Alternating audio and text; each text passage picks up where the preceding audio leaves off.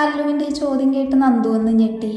കാരണം അത്രയും നേരം ഡാനിയെ വായി നോക്കി നിൽക്കുമായിരുന്നു. അതിന് ഞാൻ ഓഫീസിൽ പോകുന്നുണ്ടല്ലോ അല്ലു. നന്ദു ഞെട്ടൽ മറച്ചു വെച്ചുകൊണ്ട് പറഞ്ഞു. ആണോ? അപ്പൊ ചേച്ചി ഇനിയും ഏട്ടായുടെ PA ആയിരിക്കുമോ? അവളുടെ മറുപടിക്ക് വേണ്ടി ഡാനിയും കാത്തിരുന്നു. അതെ, നിന്റെ ഏട്ടായി എനിക്ക് തന്ന പോസ്റ്റ് അതല്ലേ, അപ്പം ഇനിയും പോവണം. എനിക്കിപ്പോൾ ജോലി അത്യാവശ്യമാണ് എൻ്റെ അല്ലു. എൻ്റെ അനിയത്തിമാരെ പഠിപ്പിച്ച് വലിയ നിലയിലെത്തിക്കണം. പിന്നെ ചേച്ചിക്ക് കുറച്ച് കടവുണ്ട്. ഇപ്പം ഞാൻ ഒരാളുടെ അടുത്തുനിന്ന് വാങ്ങിയിരിക്കുവാണ്. പക്ഷേ കുറച്ച് കഴിഞ്ഞാലേ അത് തിരിച്ചു കൊടുക്കണം. അത് പറഞ്ഞത് അവൾ ഡാനിയെ നോക്കിയായിരുന്നു. അതുകൊണ്ട് ഞാൻ ജോലി നിർത്താൻ ഉദ്ദേശിച്ചിട്ടില്ല. അങ്ങനെ നിർത്തിയാലേ എൻ്റെ അനിയത്തിമാരുടെ പഠിപ്പ് മുടങ്ങും. അവർക്ക് ഞാനും എനിക്ക് അവരും മാത്രമേ ഉള്ളൂ. നന്ദു ഒരു പുഞ്ചിരിയോട് അല്ലുവിനെ നോക്കി പറഞ്ഞു. എന്നാൽ നന്ദുവിൻ്റെ ഓരോ വാക്കും ഡാനിക്ക് ദേഷ്യവും വിഷമവുമാണ് ഉണ്ടാക്കിയത്. ഡാനിക്ക് മനസ്സിലായി തനിക്ക് തന്നു തീർക്കാനുള്ള പണത്തിനു വേണ്ടിയാണ് അവളിപ്പോൾ ജോലിക്ക് പോകുന്നതെന്ന്. ഇപ്പോഴും അവൾക്ക് ഞാൻ ആരുമല്ല. അതോർക്കും തോറും അവന് ദേഷ്യം ഇരട്ടിച്ചു. അവൻ ആ ദേഷ്യത്തോടെ തന്നെ നന്ദുവിൻ്റെ മുഖത്തേക്ക് നോക്കി. അവൾ ആ സമയം ഡാനിയുടെ ഭാഗത്തേക്ക് നോക്കാനേ പോയില്ല. അപ്പം പിന്നെ ചേച്ചിക്ക് ഒറ്റയ്ക്ക് ബോറടിച്ച് വീട്ടിലിരിക്കേണ്ടി വരുമെന്ന ടെൻഷൻ ഉണ്ടാവില്ല അല്ലേ? അല്ലു ചോദിച്ചതും നന്ദു അതിനൊന്ന് മൂളുക മാത്രം ചെയ്തു. ശ്രീ, എനിക്കൊരു കോഫി വേണം, ഒന്ന് മുറിയിലേക്ക് കൊണ്ടുവരണം. അതും പറഞ്ഞ് ഡാനി എണീറ്റ് മുറിയിലേക്ക് നടന്നു. ആ സമയം അവൻ്റെ മനസ്സിൽ കുറച്ചു മുൻപ് നന്ദു പറഞ്ഞ ഓരോ വാക്കുകളും അലയടിച്ചുകൊണ്ടിരുന്നു. ചേച്ചി ചെല്ല്, ഇനി ഞാനും പോകുന്നു. നാളെ കൊണ്ടുപോകാനുള്ളതൊക്കെ എടുത്തു വെക്കട്ടെ. പിന്നെ നാളെ ഏട്ടായി വരുമല്ലേ? 1.5 വർഷമായി ഏട്ടായി പോയിട്ട്. അപ്പം അതിൻ്റെ കുറച്ച് ഒരുക്കങ്ങളുമുണ്ട്. അതും പറഞ്ഞല്ലോ നേരെ അവളുടെ വീട്ടിലേക്ക് പോയി. നന്ദു നേരെ അടുക്കളയിലേക്കും പോയി കോഫി ഇട്ട് മുറിയിലേക്ക് ചെന്ന് വാതിൽ തുറന്നു. അപ്പോഴുണ്ട് ഹെഡ് റെസ്റ്റിൽ ചാരി തലക്കും കൈകൊടുത്തിരിക്കുവാണവൻ. നന്ദു വിളിക്കണോ വേണ്ടയോ എന്ന് ആലോചിച്ചിട്ട് അവസാനം അവനെ ചെറുതായി ഒന്ന് തട്ടി വിളിച്ചു. ഇതാ കോഫി. ഡാനി പതിയെ കണ്ണുകൾ തുറന്ന് നന്ദുവിനെ നോക്കി. അവരുടെ കൈകളിൽ നിന്നും കോഫി വാങ്ങി സൈഡ് ടേബിളിലേക്ക് വെച്ചു. നന്ദു തിരിഞ്ഞു പോകാൻ നിന്നതും ഡാനി അവളെ കൈകളിൽ പിടിച്ചു വലിച്ച് തൻ്റെ മടിയിലേക്ക് ഇരുത്തിയിരുന്നു. നന്ദു ഞെട്ടലോടെ ഡാനിയെ നോക്കി. എന്നാൽ ഡാനിയുടെ മുഖം ഗൗരവത്തോടെ ഇരിക്കുവായിരുന്നു. എന്താ? നന്ദു വിറയലോട് അവനോട് ചോദിച്ചു. നമ്മൾ രണ്ടുപേരും ആദ്യം മുതലുള്ളതെല്ലാം സംസാരിച്ച് തീർത്തതല്ലേ? ഇതുവരെ ഉള്ളതെല്ലാം മറക്കണമെന്ന് പറഞ്ഞിരുന്നതല്ലേ ശ്രീ? എന്നിട്ടും നീ എനിക്ക് തന്നു തീർക്കാനുള്ള പണത്തിന് വേണ്ടിയാണോ ഓഫീസിലേക്ക് വരുന്നത്? ഡാനിയുടെ ദേഷ്യത്തോടെയുള്ള മുഖം കണ്ടതും നന്ദു ഒന്നും മിണ്ടാതെ കുനിഞ്ഞിരുന്നു. പറയൂ ശ്രീ, നിന്നോടാ ഞാൻ ചോദിക്കുന്നത്. നിനക്കെന്താ ചെവി കേൾക്കുന്നില്ലേ? നീ അതുകൊണ്ടാണോ ജോലിക്ക് വീണ്ടും വരുന്നതെന്ന്? ഡാനി അവളുടെ ഇടുപ്പിലെ പിടി ഒന്നുകൂടെ മുറുക്കിക്കൊണ്ട് ചോദിച്ചു. ആ നിമിഷം അവളുടെ കുഞ്ഞു ശരീരം അവൻ്റെ കൈക്കുള്ളിൽ ഒതുങ്ങി നിന്നിരുന്നു. ഞാൻ അങ്ങനെയൊന്നും ഉദ്ദേശിച്ചല്ല. എന്തായാലും പണം ഞാൻ തന്നു തീർക്കേണ്ടേ? അതെനിക്കൊരു കടം തന്നെയല്ലേ. അപ്പം പിന്നെ ഇവിടെ ഇങ്ങനെ ഒറ്റയ്ക്ക് ഇരിക്കണ്ടല്ലോ എന്ന് കരുതി. അതുകൊണ്ട് ജോലിക്ക് പോകുന്നതാണ് നല്ലതെന്ന് തോന്നി. അതുകൊണ്ടാണ് ജോലിക്ക് പോകാമെന്ന് തന്നെ തീരുമാനിച്ചത്. നന്ദു പതർച്ചയോട് അവനോട് പറഞ്ഞു. താൻ വരുന്നതിൽ എനിക്ക് സന്തോഷമേ ഉള്ളൂ. താൻ പണ്ടത്തെ കാര്യങ്ങൾ മറന്നേക്ക്. പക്ഷേ ഓഫീസിൽ നമ്മൾ ഹസ്ബൻഡും വൈഫുമല്ല.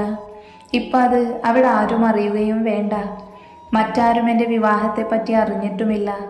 അതുകൊണ്ട് തൽക്കാലം ഇതിപ്പോൾ പേഴ്സണലായി തന്നെ ഇരിക്കട്ടെ. കാരണം പെട്ടെന്ന് നടന്ന വിവാഹമല്ലേ, അതുകൊണ്ട് ആരും അറിയണ്ട. നമുക്ക് കുറച്ച് കഴിഞ്ഞ് അവരോട് പറയാം. ഡാനി അത് പറഞ്ഞതും നന്ദു തലയാട്ടി. ആ നിമിഷം തന്നെ മറ്റൊന്നും ചിന്തിക്കാതെ ഡാനി അവളുടെ തൊടുത്ത കവിളിൽ അമർത്തി ചുംബിച്ചു. നന്ദു ഒരു ഞെട്ടലോട് അവനെ നോക്കിയപ്പോൾ അവൻ ഒറ്റ കണ്ണിറുക്കി മറുകവിളിലും ചുംബിച്ചു. എന്നിട്ട് അവിടെ നാവിനാൽ ഒഴിഞ്ഞെടുത്തു. ആ നിമിഷം നന്ദുവിൻ്റെ കൈ അവൻ്റെ ഷോൾഡറിൽ അമർന്നു. Even your cute happy cheeks are you so soft, sweetheart. They're incredible tempting me. ഡാനിയുടെ നിശ്വാസം അവളുടെ കാതോരം വന്നു പതിഞ്ഞു. ആ പ്രവൃത്തി അവളിൽ എക്കിലയൂട്ടി. അവളൊന്ന് പുളഞ്ഞു പോയിരുന്നു. പ്ലീസ് എന്നൊന്ന് വിടുമോ? നന്ദു കെഞ്ചിക്കൊണ്ട് അവനോട് ചോദിച്ചു. നിന്നെ വിടാം, പക്ഷെ അതിനു മുൻപ് എനിക്കൊരു ചുംബനം കൂടെ വേണം. അതും ഡാനി അവളുടെ പൂത്തുലഞ്ഞു നിൽക്കുന്ന തൊടുത്ത കവിളിൽ വിരൽ വെച്ചൊന്ന് കുത്തി. അത് കേട്ടതും നന്ദു അവനിൽ നിന്ന് പിടയാൻ തുടങ്ങി. ദേ ശ്രീ, നീ പിടയുന്നതിനനുസരിച്ച് എൻ്റെ ചുംബനത്തിൻ്റെ സ്ഥാനം മാറിക്കൊണ്ടിരിക്കും. അതുകൊണ്ട് നല്ല കുട്ടിയായി എൻ്റെ ചുംബനം ആസ്വദിക്കുന്നതാവും നിനക്ക് നല്ലത്.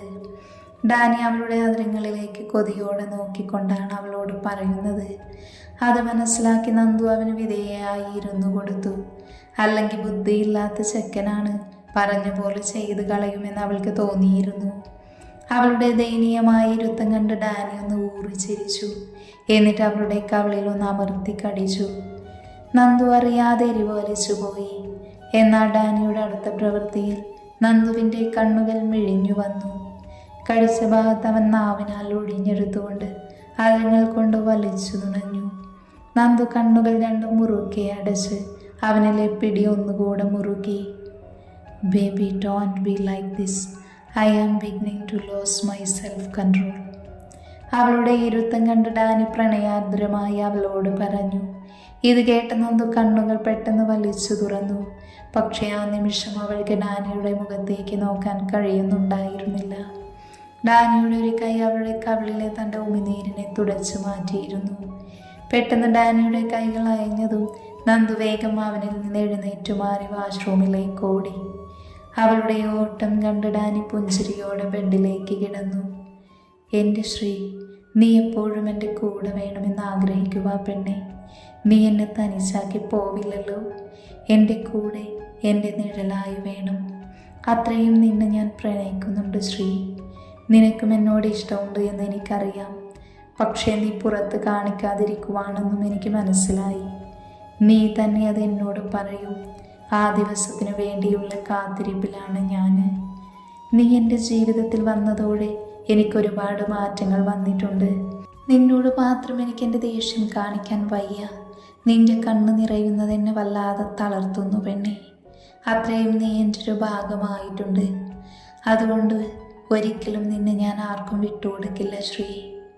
ഡാനിയുടെ മനസ്സിൽ അപ്പോൾ നന്ദുവിനോടുള്ള പ്രണയവും അവളോടൊത്തുള്ള സുന്ദര നിമിഷങ്ങളും മാത്രമായിരുന്നു.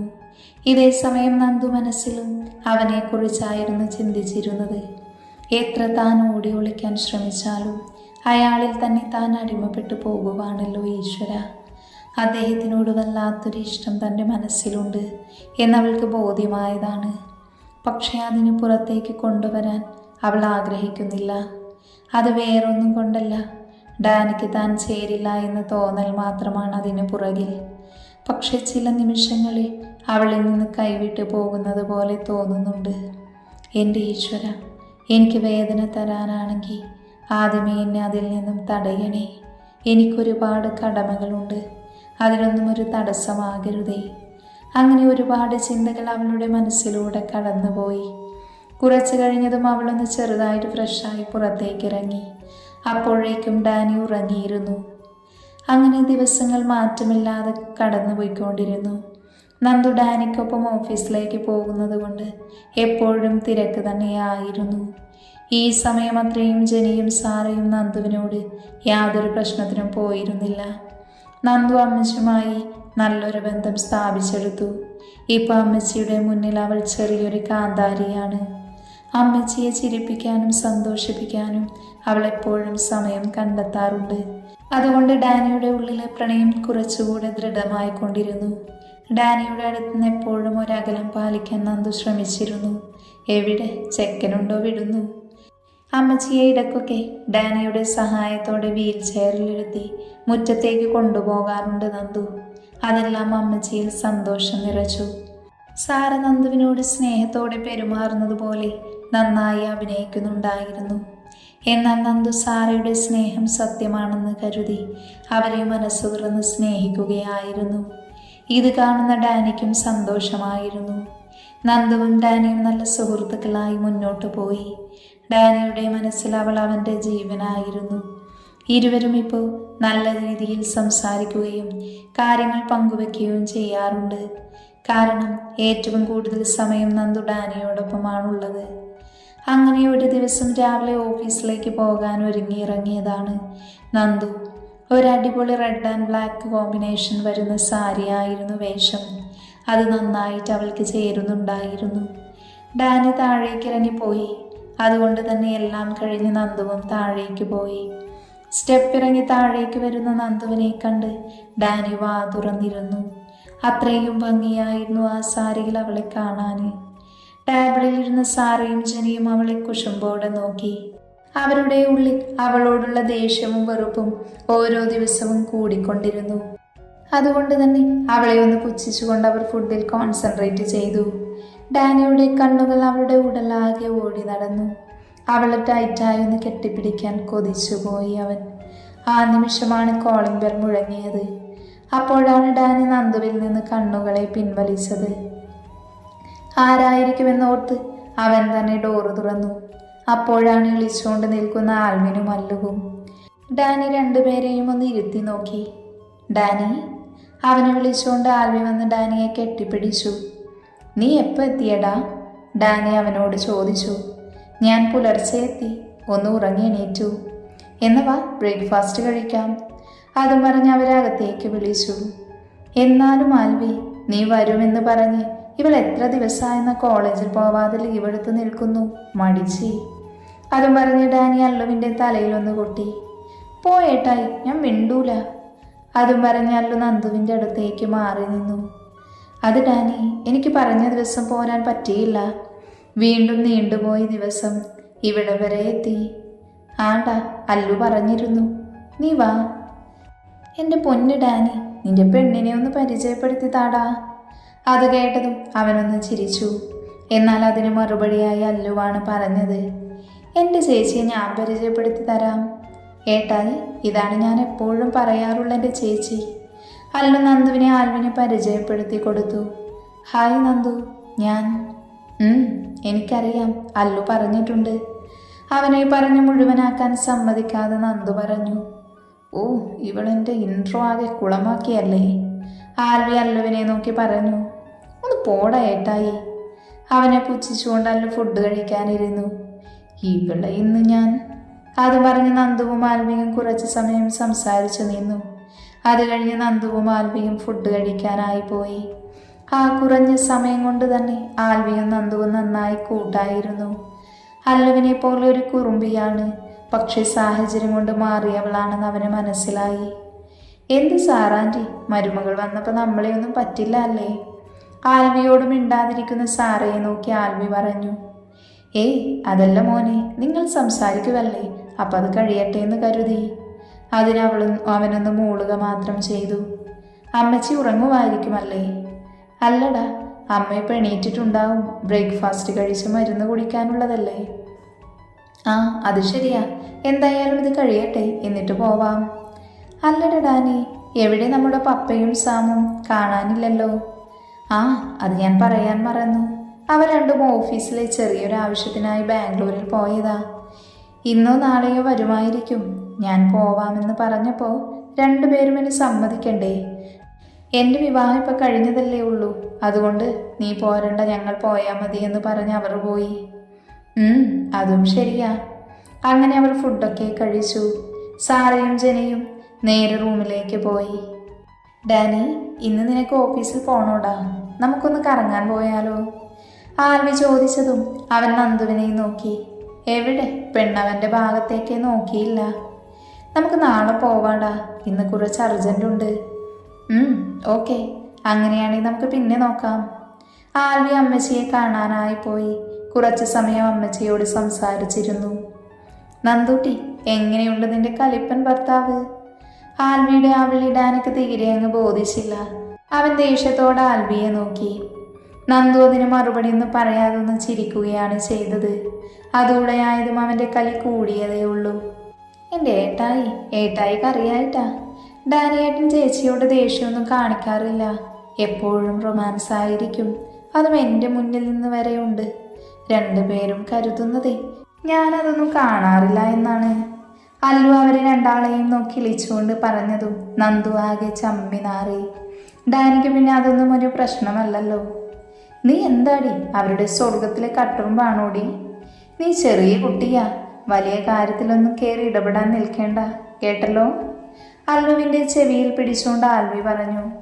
ഷോ, എൻ്റെ ഏട്ടാ, എനിക്ക് വേദനിച്ചു കേട്ടോ, അവൾ ചുണ്ടുപുലർത്തി പറഞ്ഞു. ആ, നിനക്ക് വേദനിക്കാൻ വേണ്ടി തന്നെയാണ് ഞാൻ പിടിച്ചത്. എന്നാൽ ഇതെല്ലാം കണ്ടും കേട്ടും നന്ദു ചിരിച്ചുകൊണ്ടിരിക്കുവാണ്. ഡാനിയാണെങ്കിൽ നന്ദുവിനെ ഉറ്റുനോക്കിക്കൊണ്ടിരുന്നു.